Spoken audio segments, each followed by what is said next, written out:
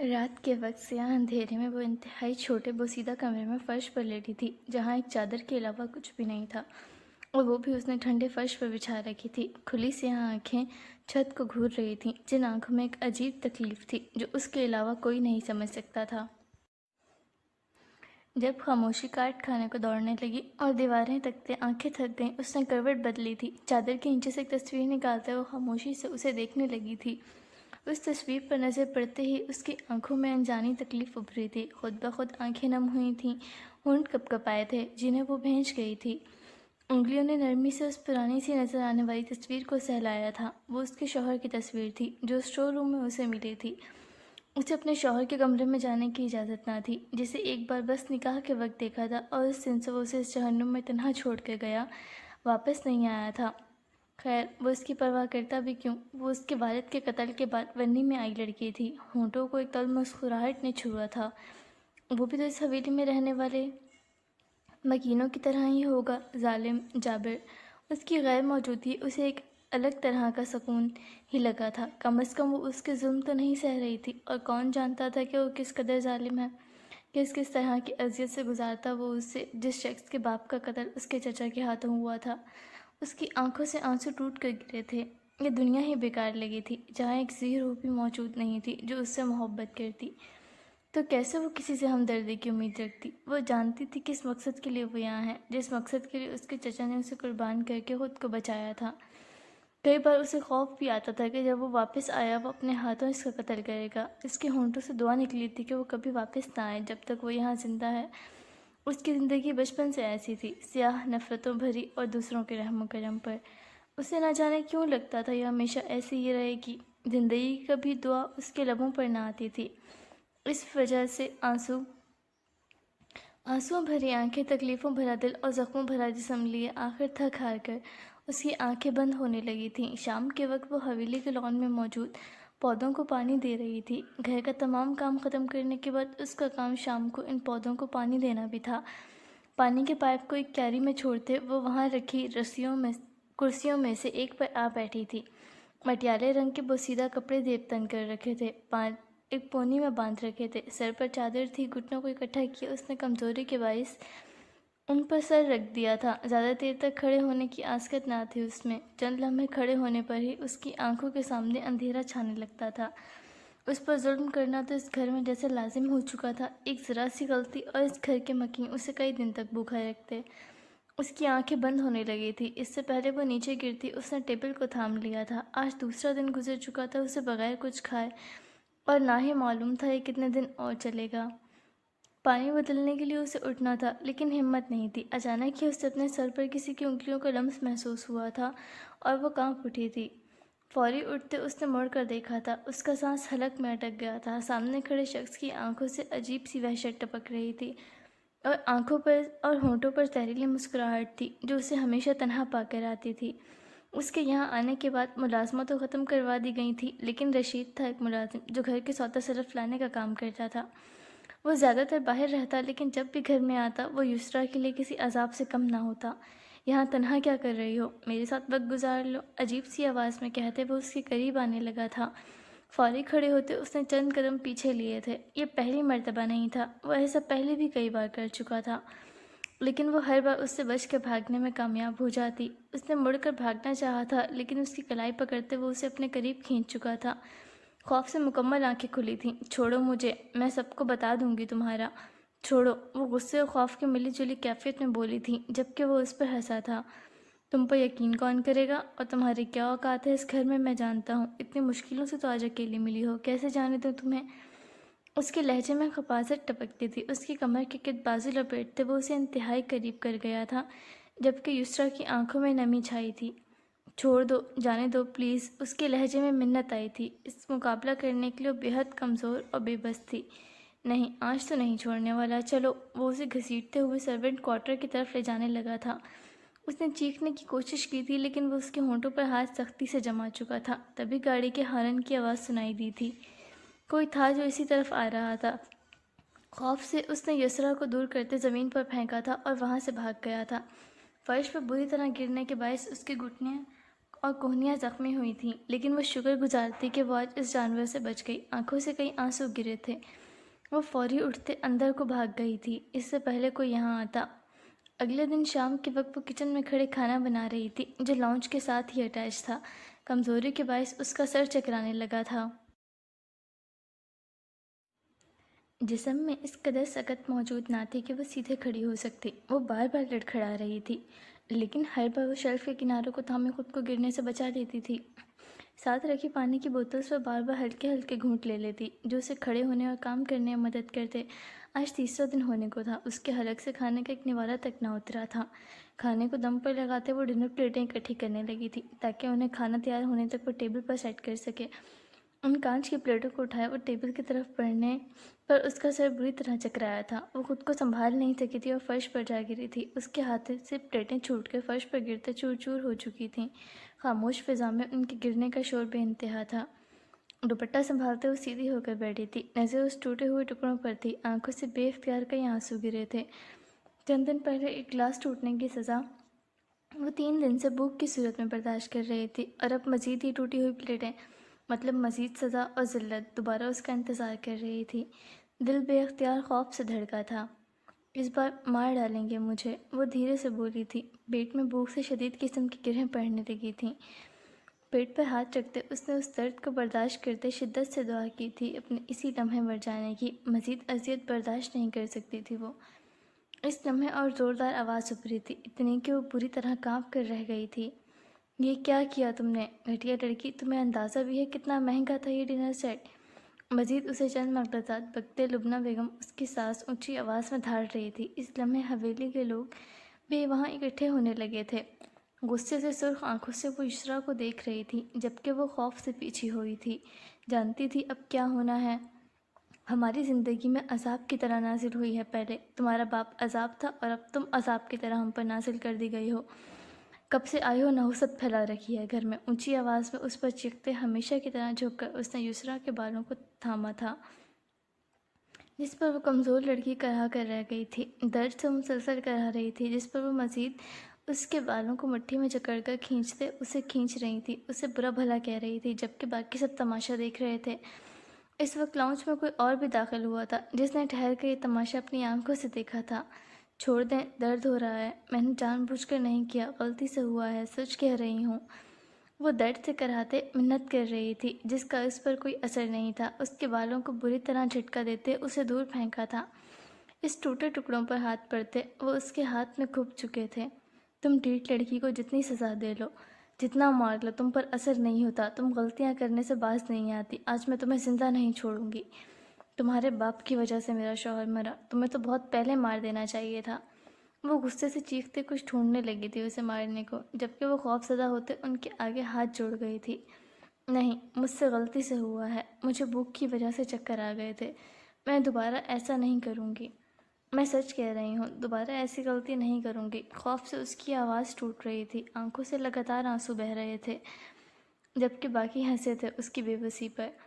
تم جیسی منحوسیت کو تو آج ختم کر کے ہی رہوں گی میں، غصے سے کہتے اس نے دیوار کے ساتھ کھڑی لاٹھی کو اٹھایا تھا۔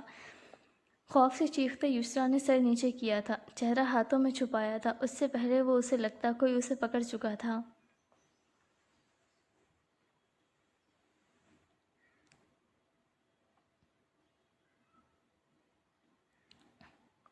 چند لمحے تک کچھ محسوس نہ ہونے پر اس نے سر اٹھا کر دیکھا تھا، اور سامنے کھڑے شخص کو دیکھتے اسے مزید خوف محسوس ہوا تھا، جس کے نہ آنے کی دعا اس نے ہر پل مانگی تھی۔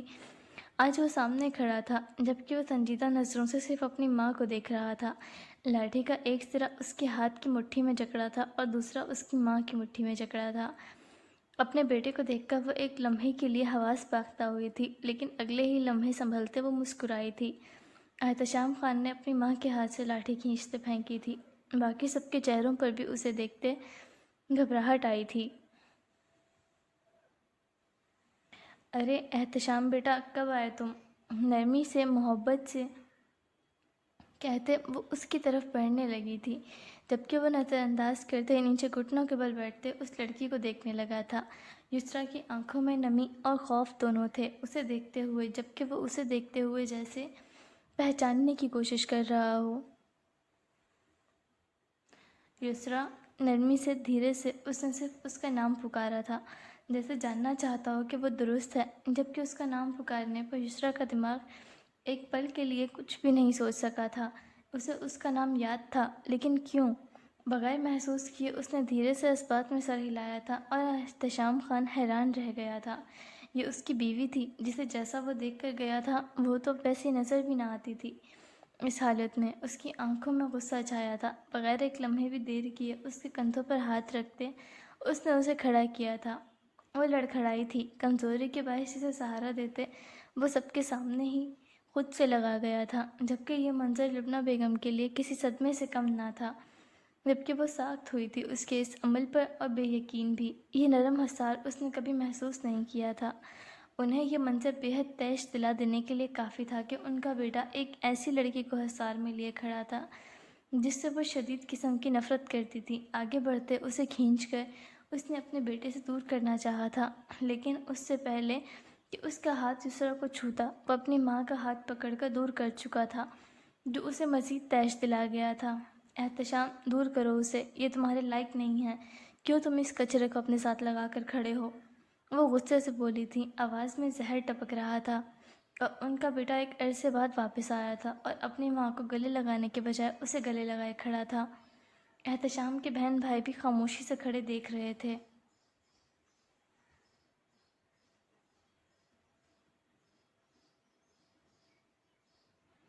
ماں، وہ کوئی عام لڑکی نہیں ہے، بیوی ہے میری۔ یہ کس طرح بات کر رہے ہیں آپ اس کے ساتھ؟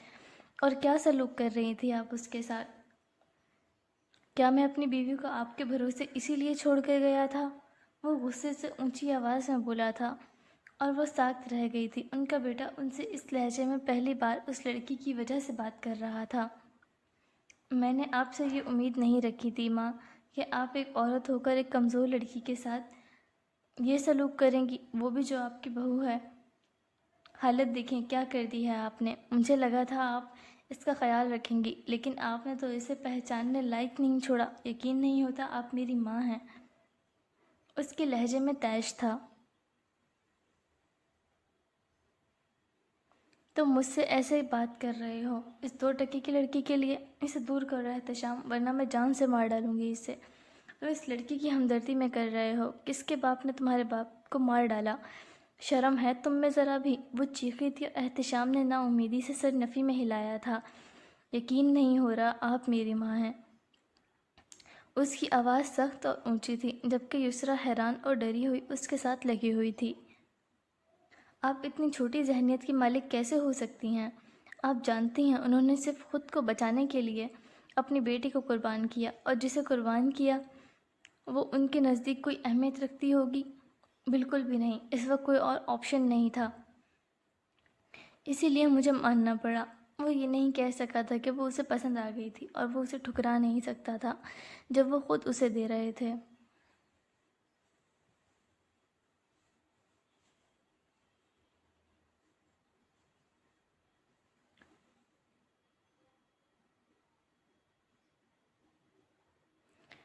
یقین نہیں ہو رہا، آپ ایسا کیسے کر سکتی ہیں؟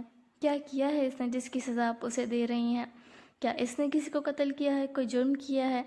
اپنی فیملی سے ہمیشہ کے لیے اس کا تعلق ختم ہو گیا۔ کیا بے گناہ کے لیے اتنی سزا کافی نہیں؟ جنہوں نے کیا ہے میں انہیں ہرگز نہیں چھوڑنے والا، اور جو بے قصور ہیں برائے مہربانی آپ اسے فالتو کی سزا دینا بند کریں۔ ان کے آخری جملے جیسے ضبط کے مراحل پر تھے، جبکہ یسرا حیران سی تھی۔ کوئی پہلی بار اس کی طرف تھا، اسے بچا رہا تھا اس دنیا سے۔ جس شخص سے نہ ملنے کی دعا وہ مانگتی رہی تھی، وہ آج اس دنیا میں سورج کی پہلی کرن جیسا ثابت ہوا تھا۔ اس کے لیے بے اختیار کئی آنسو اس کی آنکھوں سے بہہ نکلے تھے۔ تم چاہے جو بھی کہہ لو احتشام، یہ قاتل کی بیٹی ہے اور رہے گی۔ دور کرو اسے ورنہ میں آج مار ڈالوں گی۔ تمہاری بیوی ہے اس لیے تمہیں زیادہ ہمدردی آ رہی ہے تو طلاق دو اسے ابھی کے ابھی۔ وہ طیش سے چیخ تھی، اور یسرا نے بے اختیار گہرا سانس لیا تھا ان کے لفظوں پر۔ جتنا ظلم میں نے آپ کو اس پر کرتے دیکھ لیا ہے، اس کے بعد میں آپ سے کوئی امید رکھ بھی نہیں سکتا۔ میں نے اسے آپ کی سرپرستی میں چھوڑا تھا، اور آپ نے میرا بھروسہ توڑ کر کیا حال کیا ہے؟ جب اتنا کچھ میرے سامنے ہو چکا ہے تو میرے بعد کیا کیا ہوتا رہا ہوگا وہ میں سوچ بھی نہیں سکتا۔ مجھے شرمندگی ہے آپ پر بھروسہ کرنے کے لیے، لیکن میں یہ غلطی دوبارہ نہیں کروں گا، اور شرم آنی چاہیے تم سب کو جو صرف تماشا دیکھنے لائق ہو۔ میری فیملی اتنی بے حس کب سے ہو گئی مجھے سمجھ نہیں آتا۔ ضبط سے کہتے ہوئے یسریٰ کو تھامے مڑ گیا تھا۔ چند قدم چلنے پر ہی وہ رک گئی تھی، ہمت نہیں تھی چلنے کی۔ نم نظریں اٹھاتے اس نے احتشام کی طرف دیکھا تھا جو اسے دیکھ رہا تھا۔ کیا ہوا، ٹھیک ہو تم؟ اس نے نرمی سے پوچھا تھا اور یسریٰ نے سر اس بات میں ہلایا تھا۔ اگر وہ نرمی دکھا رہا تھا تو وہ بوجھ نہیں بننا چاہتی تھی۔ خاموشی سے وہ چھوٹے چھوٹے قدم اٹھاتے اس کے ساتھ چلنے لگی تھی۔ وہ اسے اپنے کمرے میں لایا تھا۔ یسریٰ نے نظر دوڑاتے کمرے کو دیکھا تھا۔ وہ یہاں پہلی بار آئی تھی، اپنے شوہر کے کمرے میں۔ اسے بیڈ پر بٹھاتے وہ اس کے سامنے آ بیٹھا تھا۔ وہ نظریں جھکائے ہوئے تھی، شرم اور گھبراہٹ دونوں محسوس ہو رہی تھی اس کے سامنے اس حالت میں، جبکہ وہ بات کرنے کے لیے الفاظ ڈھونڈ رہا تھا۔ اس کی حالت کا ذمہ دار اس نے خود کو سمجھا تھا۔ میں جانتا ہوں تم کمفرٹیبل نہیں ہو میرے ساتھ، تم مجھے جانتی نہیں ہو اچھے سے، لیکن میں غیر نہیں ہوں۔ تمہارے لیے اتنا تو جانتی ہوگی۔ تم مما سے کہہ رہی تھی کہ بھوک کی وجہ سے تم گر گئیں، کیوں؟ کھانا نہیں کھایا تھا تم نے؟ اس نے بے حد نرمی سے استفسار کیا تھا، جس پر اس نے نفی میں سر ہلایا تھا۔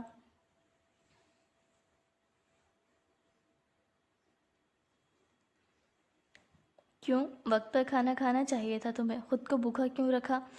اس کے سوال پر اس کی آنکھوں میں نمی ابھری تھی۔ 3 دن پہلے مجھ سے گلاس ٹوٹ گیا تھا تو انہوں نے میرا کھانا بند کر دیا تھا سزا کے طور پر۔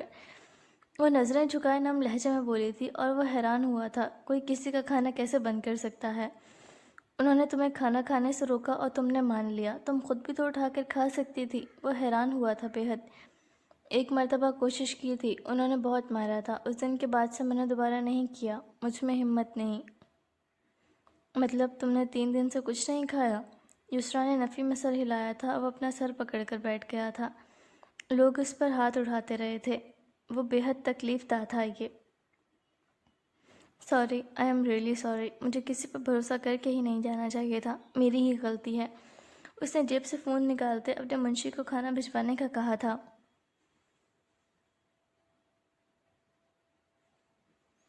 تم نے یہ پھٹے پرانے کپڑے کیوں پہن رکھے ہیں؟ تمہارے کپڑے بھجوا کر گیا تھا میں، وہ پہننے چاہیے تھے تمہیں۔ تم فریش ہو کر کپڑے بدلو، تب تک کھانا آ جاتا ہے۔ اٹھو شاباش، میں کپڑے نکال دیتا ہوں تمہارے۔ وہ اٹھ کر الماری کی طرف بڑھ گیا تھا۔ اس کے سامنے بیٹھنے پر ہی شرمندگی محسوس ہو رہی تھی۔ پوری الماری دیکھنے کے بعد بھی اسے کپڑے نہیں ملے تھے۔ تمہارے کپڑے کہاں رکھے ہیں؟ یہاں تو کہیں نہیں ہیں۔ وہ اس کی طرف مڑا تھا۔ یہاں میرے کپڑے نہیں ہیں اور نہ میں یہاں رہتی ہوں، وہ سر جھکائے دھیرے سے بولی تھی۔ تو پھر کہاں رہتی ہو؟ ہر سوال کا اس کی سوچ سے ہٹ کر ہی جواب مل رہا تھا۔ بس جواب سرونٹ کوارٹر نہ ہو۔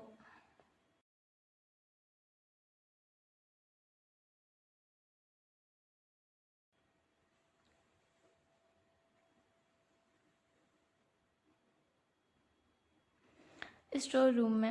اس کے جواب پر احتشام خان نے ایک گہرا سانس بھرا تھا۔ میں لے آتا ہوں تمہارے کپڑے، تم نہانے جاؤ۔ اس نے قدم باہر کی طرف بڑھائے تھے، جبکہ وہ ایک بار پھر اس کی آواز پر رک گیا تھا۔ آپ کے بھجوائے کپڑے وہاں نہیں ہیں، وہ مہرو آپی نے لے لیے تھے۔ وہاں ایسے ہی کپڑے ہیں جیسے میں نے پہن رکھے ہیں۔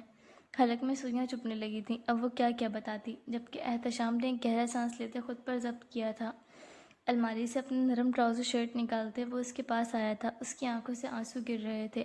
وہ وہیں اس کے پاس بیٹھ گیا تھا۔ دراز سے فرسٹ ایڈ باکس نکالتے اس نے اس کے ہاتھوں کو تھاما تھا جہاں کانچ کھبا تھا۔ رونا بند کرو، جانتا ہوں تمہاری تکالیف بہت زیادہ ہیں، میں کوشش کروں گا ان کا مداوع کرنے کی، لیکن وعدہ کرتا ہوں اب تمہیں دوبارہ اس تکلیف سے کبھی نہیں گزرنے دوں گا۔ نرمی سے کہتے وہ اس کے ہاتھوں سے کانچ نکالتا اس کے زخموں پر مرہم رکھ رہا تھا، جبکہ وہ بغیر پلکے جھپکے اسے دیکھ رہی تھی۔ کیا کیا سوچ رکھا تھا اس شخص کے متعلق، اور وہ کیا نکلا تھا؟ جس سے سب سے زیادہ خوف تھا وہی ہمدرد تھا۔ جاؤ نہا کر کپڑے بدل لو، تمہیں ایسا دیکھتے بالکل اچھا نہیں لگ رہا۔ سنجیدگی سے کہتے وہ اٹھ کھڑا ہوا تھا اور وہ بھی سر اس بات میں ہلاتے اس کے کپڑے اٹھاتے واش روم کی طرف بڑھ گئی تھی۔ کچھ وقت بعد کھانے کے بعد وہ اس کے پاس آ کھڑا ہوا تھا اور اس کا ہاتھ تھامے اسے کھڑا کیا تھا۔ چلو جوتے پہنو چلیں، اس کے حکم پر یسریٰ نے اس کی طرف دیکھا تھا۔ کہاں؟ یہ جواب بعد میں، چلو ابھی، وہ جلد بازی میں بولا تھا۔ لیکن کہاں؟ وہ کشمکش کا شکار ہوئی تھی، آخر وہ اسے کہاں لے جا رہا تھا، اور وہ گھبرائی بھی تھی۔ آخر وہ اسے واپس چھوڑنے تو نہیں جا رہا تھا، یہ رشتہ بھی تو دشمنی اور نفرت کا تھا۔ اس کے چہرے پر خوف دیکھتے وہ ایک گہری سانس لے کر رہ گیا تھا۔ پہلے ہم ڈاکٹر پر چلیں گے، تم ٹھیک نہیں لگ رہی، اس کے بعد اپنے فلیٹ پر۔ میرا تمہارے ساتھ وہیں شفٹ ہونے کا ارادہ ہے۔ میں ہر وقت یہاں نہیں رہ سکتا، مجھے کام ہوتے ہیں، انٹرنیشنل بزنس ہے، مجھے بہت جگہوں پر جانا پڑتا ہے، اور اب تمہیں یہاں کسی کے بھروسے نہیں چھوڑ سکتا۔ تم میری ذمہ داری تھی، ایک بار کسی اور کو سونپ کر پچھتا رہا ہوں، دوبارہ نہیں۔ اب ریلیکس رہو، چلو چلیں۔ لیکن آپ میری وجہ سے اپنی فیملی سے دور ہو جائیں گے، اس کے دل میں خدشہ تھا۔ میں پہلے بھی دور ہی رہتا ہوں، کبھی کبھی یہاں آتا ہوں، تو ریلیکس چلو اب پلیز۔ جوتے پہنتے چادر لیتے وہ اس کے ساتھ چل پڑی تھی۔ ڈاکٹر سے ہونے کے بعد وہ اس کے ساتھ اپنے شہر کے فلیٹ میں داخل ہوا تھا، جہاں اس کا منشی اور پرسنل سیکریٹری ملازموں کے ساتھ اس کے فلیٹ کی سیٹنگ کروانے میں مصروف تھے۔ اتنے لوگوں کو دیکھتے وہ گھبرائی تھی، جبکہ احتشام خان کو دیکھتے اس کا منشی اور سیکریٹری دونوں اس کی طرف آ کر کھڑے ہوئے تھے، اور وہ گھبراتے احتشام کے پیچھے ہوئی تھی۔ سامنے بیڈ روم ہے، تم جا کر آرام کرو، میں آتا ہوں۔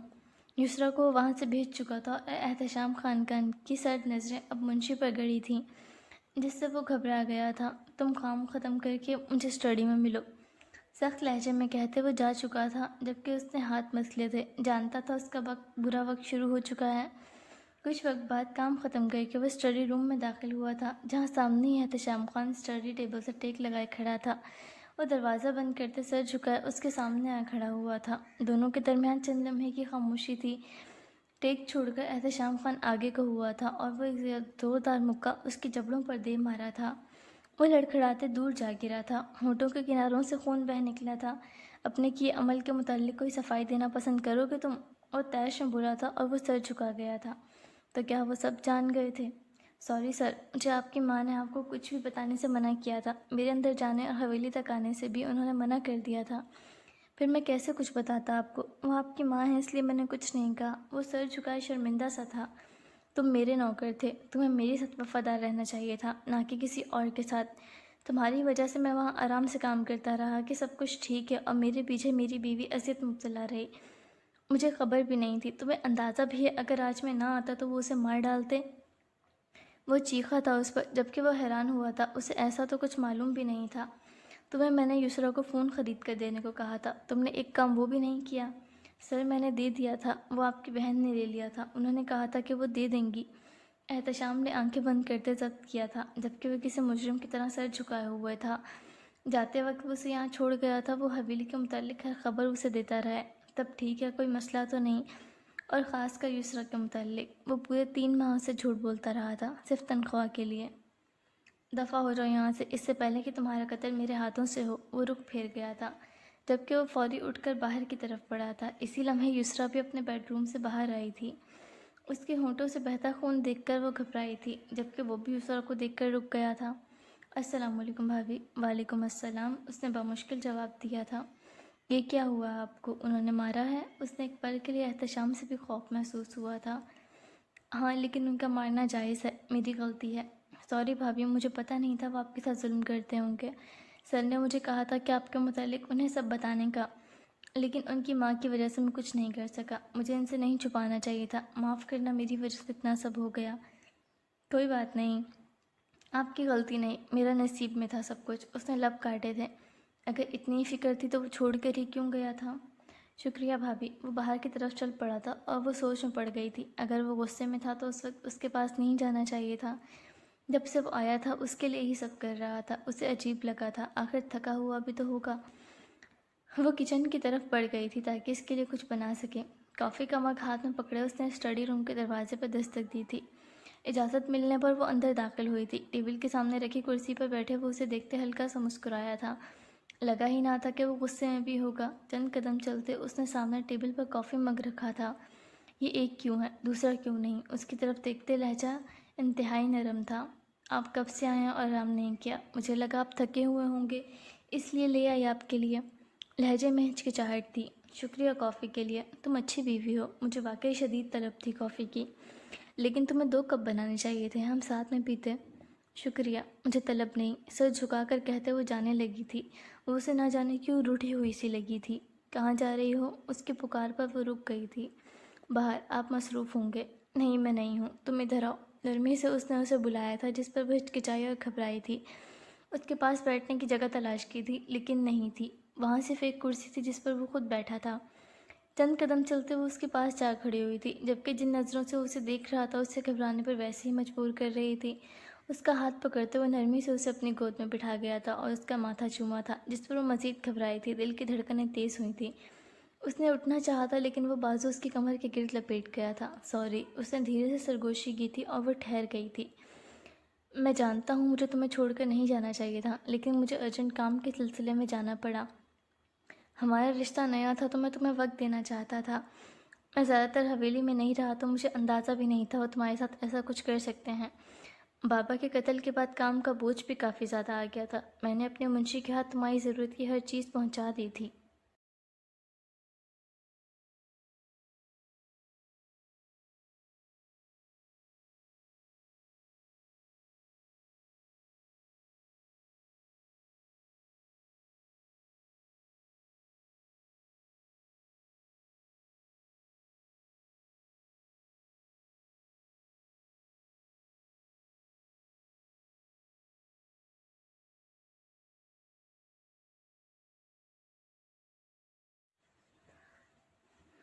اور فون بھی، لیکن معلوم نہیں تھا کچھ بھی تم تک نہیں پہنچا، اور میں وہاں پہ تمہارے کال کا انتظار میں رہا کہ جب تم قبول کر لوگی تو شاید خود رابطہ کرو مجھ سے۔ میرا چند لوگوں پر یقین تمہیں اتنی تکلیف میں دھکیل جائے گا مجھے اندازہ نہیں تھا۔ مجھ سے غلطی ہوئی ہے میں مانتا ہوں، لیکن اب دوبارہ نہیں ہوگی۔ سوری۔ مجھے سینے سے لگائے وہ ہر چیز بیان کر رہا تھا جس کے متعلق اس نے پوچھا تک نہیں تھا۔ آپ کیوں کر رہے ہیں ایسا؟ میں ونی میں آئی لڑکی ہوں، آپ کے بابا کے قاتل کی بیٹی ہوں۔ آپ کو مجھ سے نفرت محسوس نہیں ہو رہی؟ اس کی آواز رندی ہوئی تھی۔ وہ شخص کیوں اتنی نرمی اور احسانات اور محبت دکھا رہا تھا؟ کچھ سمجھ نہیں آیا تھا۔ میں جانتا ہوں تم اس کی بیٹی نہیں ہو، اپنے مقصد کے لیے انہوں نے تمہیں بس استعمال کیا ہے، اور اگر تم ان کی بیٹی ہوتی بھی تب بھی مجھے کوئی فرق نہیں پڑتا۔ میں دیہات کے ان جرگوں کے فیصلے کو نہیں مانتا۔ وہ انصاف ہی کیا جس میں مردوں کے کیے غلط کرموں کی سزا ایک بیٹی کو بھگتنی پڑے۔ یہ انصاف نہیں، ظلم ہے۔ میرے لیے قانون اہمیت رکھتا ہے اور میں اسی حساب سے اپنے بابا کے قتل کا بدلہ لوں گا، لیکن تمہیں تکلیف دوں گا یہ سوچ میں نہیں رکھتا۔ تم مجھ پر بھروسہ کر کے میرے ساتھ رہ سکتی ہو، میں تمہیں اب بھی وقت دینے کو تیار ہوں اگر تم اب بھی تیار نہیں ہو اس رشتے کو قبول کرنے کے لیے۔ مجھے کوئی اعتراض نہ ہوگا۔ وہ حیرت زدہ ہوئی تھی ایک گاؤں میں رہنے والے شخص کی ایسی سوچ دیکھ کر۔ لیکن میں آپ کی من چاہی بیوی نہیں ہوں، یہ ایک زبردستی کے فیصلے میں آپ پر تھوپی گئی ہوں، تو آپ کیوں میرے ساتھ رہنا چاہتے ہیں؟ میں ان کی بیٹی نہیں ہوں تو اس حساب سے آپ کے پاس بھی تو آپشن ہے مجھے چھوڑ دینے کے، تو پھر آپ کیوں مجھے چن رہے ہیں؟ اس کے سوال پر احتشام خان نے ایک گہرا سانس بھرا تھا اور نرمی سے اس کے کاندھے پر ہونٹ رکھے تھے۔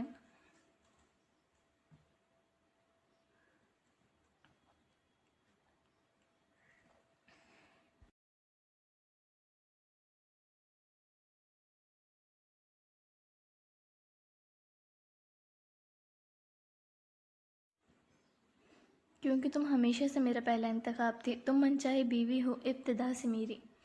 میرے لیے تم کبھی دشمن کی بھینٹ چڑھی لڑکی نہیں تھی۔ جب سے تم نگاہ میں آئی میں نے تمہیں صرف بیوی سمجھا، صرف شریک حیات، اور کچھ بھی نہیں۔ یسریٰ خان نے ایک گہرا سانس بھرا تھا۔ اتنی اہمیت زندگی میں کبھی محسوس ہی نہیں کی تھی اتنی وہ اسے دے رہا تھا۔ دل ایک دم ہی بجھل سا ہوا تھا۔ آپ کی کافی ٹھنڈی ہو رہی ہے، پی لیں۔ وہ بات بدل گئی تھی۔ احتشام کی توجہ اب جا کر کافی کی طرف گئی تھی۔ اس نے کافی کا کپ اٹھایا تھا، ابھی بھی گرم تھی، ٹھنڈی نہیں ہوئی تھی۔ اس نے مگ یسریٰ کے ہونٹوں سے لگایا تھا جس پر اس نے حیرانی سے اس کی طرف دیکھا تھا۔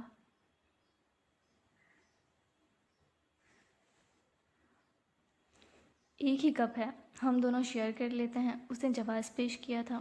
لیکن یہ جھوٹی ہو جائے گی، پھر آپ کیسے پئیں گے اسے؟ بیوی ہو، تمہارا جھوٹا تو پی ہی سکتا ہوں۔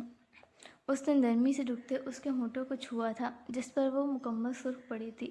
احتشام نے اس کے ہونٹوں سے ایک بار پھر مگ لگایا تھا جس پر اس نے کافی کا گھونٹ بھرا تھا، اور پھر احتشام نے اسے پینا شروع کیا تھا۔ تم نے جواب نہیں دیا، تم ابھی بھی وقت چاہتی ہو؟ یا پھر اس نے جملہ ادھورا چھوڑا تھا۔ میں کوئی وقت نہیں چاہتی، جتنا وقت گزرنا تھا گزر چکا۔